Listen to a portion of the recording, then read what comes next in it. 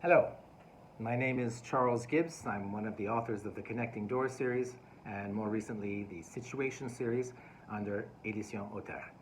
We released these books in the fall, and one of the reactions was surprise, questioning about why we had decided to put the grammar at the back. It's quite a change from what had been done before. We want these new books to be different. We want them to be better. We want them to be innovative and modern, and we want them to lead to more student success and more student motivation. And there's lots of theories about language learning, which are new and are developing, which we would like to apply to creating resources. And that's why we put it at the back of the book, but also why I decided it'd be good to do a little video to try to explain some of those choices. Let's start by asking ourselves, what kind of teaching are we doing in adult education in Quebec? If we look at approaches and theories, well, there's the competency-based approach, which is what the program expects us to be doing. And that means that there's a fairly major, fairly complex task that students are expected to do after a certain amount of learning activities. But within that, we can call it a communicative approach. We want students to be able to talk. They're not getting an essay per se. They're writing in the 03 series, but otherwise it's not a written program. They're not also getting grammar tested or even listening tested like in the past. So it is a definitely a communicative approach. It also has a lot of underpinnings with task-based learning, and I think most of the English teaching that goes on for new immigrants going into Canada or the United States, or maybe English as a foreign language in Japan, they will be familiar with the idea of task-based learning. Competency-based is similar, a little bit bigger tasks. That's the way I see it. Task-based learning might be a little bit more limited to one lesson, whereas we have a whole unit, a whole learning situation, which could take a couple weeks with a task following that. This has to be applied then to individualized instruction in adult education in Quebec. And you're not going to get a lot of researchers who have wondered, how can we make task-based learning, communicative learning, competency-based approach, how can we apply that when a classroom is multi-level, has all kinds of different students in it, with student levels of ability, and it's not teacher-led, and you can't even necessarily have much group work or cooperative work. So that's a real task, it's a real challenge. And I think one of the ways of helping teachers is to have well-crafted resources. Resources that understand that grammar has to have a new role than it used to.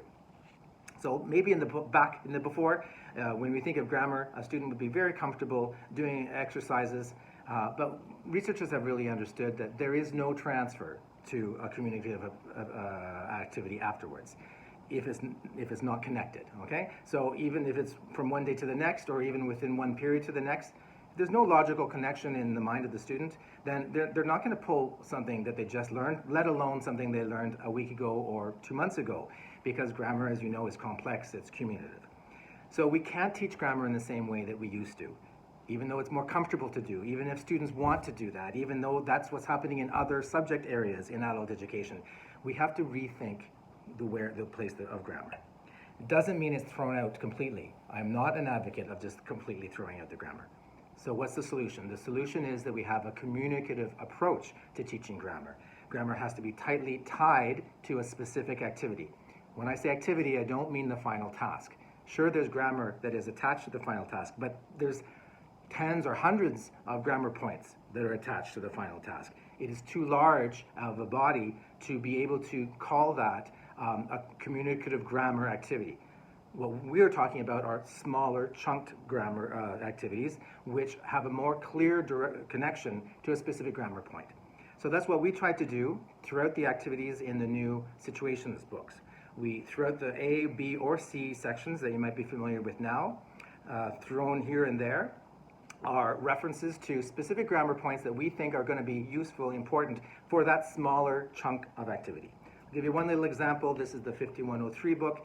We taught modals, and looking at page 66, we asked the student, have you heard of modals? Do you know what they are? Go back to the grammar point. If not, if you are ready, then let's go. No point wasting students. Students don't want to waste their time doing grammar that they know.